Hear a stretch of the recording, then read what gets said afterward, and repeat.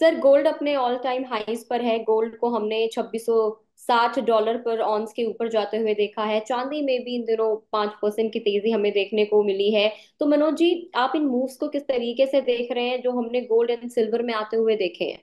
भावना जी, हम काफी लंबे समय से जो है सोने और चांदी के ऊपर आपके शोज पे चर्चा करते रहे हैं, और हमने निवेशकों को हर बार यही कहा है कि सोना और चांदी जो है एक स्ट्रक्चरल बुल रन में है। और हम देख रहे हैं कि लगातार वहां पे हायर हाइज जो है सोना और चांदी इंटरनेशनल मार्केट में बनाते हुए आए हैं। इस वर्ष अगर सोने की बात करें तो इंटरनेशनल मार्केट में 40% से अधिक के रिटर्न सोना दे चुका है, जो कि एक रिकॉर्ड है।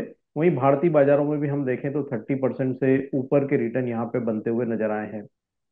हमने यूनियन बजट में एक बड़ा ड्यूटी कट जो है देखा था, उसके बावजूद हम देख रहे हैं कि सोना भारतीय बाजारों में रिकॉर्ड हाइस पर पहुंचता हुआ नजर आया है। और इस सप्ताह हमने पहली बार कीमतों को 76,000 के स्तर पर पहुंचते हुए देखा। और वहीं अगर चांदी की बात करें तो यहाँ भी हमने 94,000 तक के जो स्तर है फिर एक बार बनते हुए देखे। और इंटरनेशनल मार्केट में भी हम देख रहे हैं कि कीमतें लगभग 12 वर्ष के उच्च स्तर पर बनी हुई है। तो सोने और चांदी की कीमतों में आई बड़ी जो बढ़त की मुख्य वजह यहाँ पे दो तीन है। एक तो हमने देखा है कि पोस्ट कोविड जो है ग्लोबल सेंट्रल बैंक्स की बाइंग यहाँ पे लगातार सोने में बनी हुई है। और उसकी मुख्य वजह यह है कि जो कोविड के बाद से ग्लोबल सेंट्रल बैंक जो है वो डॉलर के जो रिजर्व है वो लगातार घटा रहे हैं। और वहां पे सोने की जो बाइंग है वो लगातार बढ़ती हुई नजर आई है। दूसरा हम देखें तो जियोपॉलिटिकल टेंशन जो है वो हाइटेन होते हुए नजर आए हैं। रशिया यूक्रेन के बाद हम देख रहे हैं कि मिडल ईस्ट में जो तनाव है वो लगातार बढ़ता हुआ नजर आया है।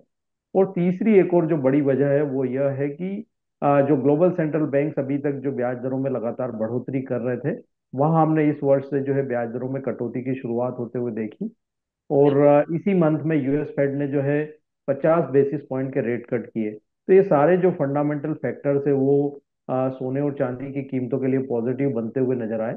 और उसी के चलते हमने देखा है कि जो कीमतें हैं वो इंटरनेशनल मार्केट में लाइफ टाइम हाइस पे सोने की कारोबार करती हुई नजर आ रही है। वहीं चांदी की कीमतें भी 12 वर्ष के उच्च स्तर पर बनी हुई है।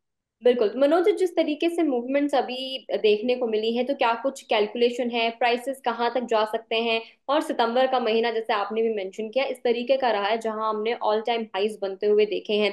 सो अब इन लेवल्स पर खरीदारी की क्या कुछ एक्सपेक्टेशंस हैं, और क्या लगता है आपको जो गोल्ड का ये बुल रन है, क्या ये आगे भी जारी रहेगा इस साल इस फाइनेंशियल ईयर के पर्टिकुलर अगर हम लोग बात कर ले तो? जो मोमेंटम है भावना जी, वो मेरा मानना है कि अगले 2 से 3 वर्षों तक जारी रहेगा सोने और चांदी में, जिस तरह का बुल रन जो देखने को मिल रहा है। तो यहाँ पे जो लंबी अवधि के निवेशक हैं उनको डिप्स में जो है लगातार कहते आए हैं कि एसआईपी के रूप में निवेश करते रहें। अभी ये जो तेजी की शुरुआत हुई है ये लंबे समय तक चलने वाली है, क्योंकि डी डॉलराइजेशन की तरफ जिस तरह से दुनिया बढ़ रही है, और साथ ही हम देख रहे हैं कि जो ब्याज दरों में कटौती की शुरुआत हुई है, तो वो साइकिल भी अभी लगभग 1 से 1.5 वर्ष चलने वाला है।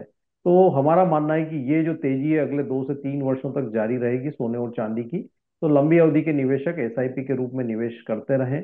और जो छोटी अवधि के निवेशक हैं, अभी हमने एक अच्छा रनअप जो है सोने और चांदी की कीमतों में आते हुए देखा है। तो यहाँ पे थोड़े से भी जो डिप्स आते हैं, अगर सोने की बात करें तो 74,000 73,500 के जो रेंजेस है वो फिर एक बार फ्रेश बाइंग के लिहाज से बेहतर लेवल होंगे। वहीं अगर चांदी की बात करें तो यहाँ पे 90,000 तक के जो आसपास के लेवल्स हैं वो फिर एक बार जो छोटी अवधि के निवेशकों के लिए फ्रेश बाइंग के लिए बेहतर लेवल्स होंगे। तो जो छोटी अवधि के निवेशक हैं वो थोड़े डिप्स का वेट करें। लंबी अवधि के निवेशक एसआईपी के रूप में निवेश करते हैं।